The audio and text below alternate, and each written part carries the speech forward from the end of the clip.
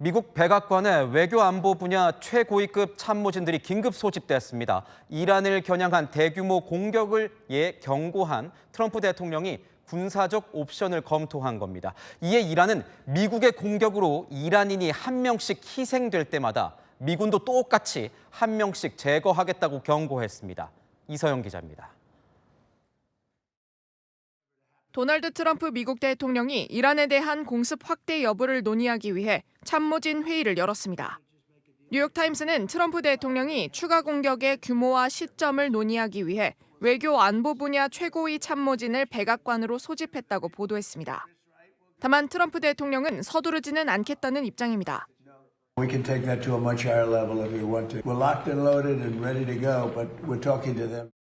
실제로 지난밤 사이엔 미군의 재공습이 시작된 지 14일 만에 처음으로 이렇다 할 공습이 없었습니다. 하지만 호르무즈 해협을 둘러싼 긴장은 계속되고 있습니다.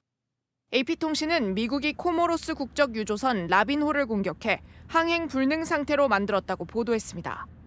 이란 파르스 통신도 미군이 LPG 운반선을 공격해 선원 2명이 숨졌다고 전했습니다. 이란은 항전 의지를 거듭 강조했습니다.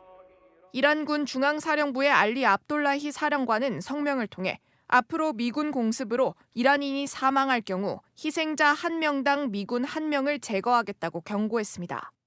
이란 국영방송에서는 기자가 총을 든 채 방송을 했습니다. مانند من بسیاری این اسلحه و دیگر سلاح‌ها و تجهیزات لازم را بر دوش گرفتند. 이란 보건부는 어제 지난달 27일부터 미군 공습으로 59명이 숨지고 666명이 다쳤다고 발표했습니다. 채널A 뉴스 이서영입니다.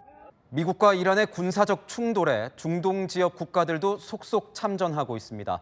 사우디가 친이란 후티 반군과 이 공방을 시작한 가운데 바레인과 쿠웨이트도 이란의 군사시설을 공격한 것으로 알려졌습니다. 박지혜 기자입니다. 검은 하늘에 폭염이 비칩니다. 사우디아라비아가 주도하는 연합군이 예멘의 후티 반군이 점령한 항구 도시 호데이다를 공습한 겁니다.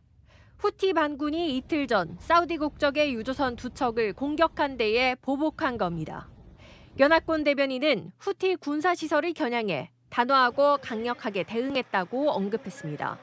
후티 반군 측 매체도 호데이다 곳곳에서 폭발음이 들렸다며 2명이 다쳤다고 밝혔습니다. 이날도 사우디 선박에 공격을 가했던 후티 반군은 곧바로 추가 대응에 나섰습니다. 이란 언론의 보도에 따르면 후티는 사우디 서부의 정유시설과 군사기지에 미사일 공격을 벌였습니다. 한편 걸프 국가인 바레인과 쿠웨이트가 처음으로 대이란 공습에 참전한 것으로 알려졌습니다. 월스트리트 저널은 두 나라가 이달 초 비밀리에 이란 군사시설을 공격했다며 이란을 직접 타격한 첫 사례라고 보도했습니다. 바레인에는 미 해군 제5함대가, 쿠웨이트에는 알리 알살렘 공군기지가 위치해 있어 개전 초기부터 이란의 공격 대상이 됐습니다. 이제 미국과 이란 전쟁은 사실상 대부분의 중동 국가들이 뛰어든 전쟁으로 커지고 있습니다. 채널A 뉴스 박지혜입니다. 트럼프 대통령이 백악관 출입 기자단 만찬 행사에서 이게 유머인지 조롱인지 도무지 모를 독설을 쏟아냈습니다. 또 대선에 도전하겠다는 발언은 정말 농담일까요? 워싱턴에서 정다은 특파원이 보도합니다. 백악관 출입기자단 연례 만찬 행사 연설에 나선 트럼프 대통령. My intention to run for a fourth term as President of the United States. I will be doing that. I will be having an official. 다음 미국 대선 연도인 트럼프 2028이라고 적힌 모자를 직접 쓰기도 합니다. 바이든 전 대통령에게 패배한 2020년 대선까지 합쳐 3차례 이겼다면서 미국 헌법상 불가능한 4번째 임기에 도전할 예정이라고 한 겁니다.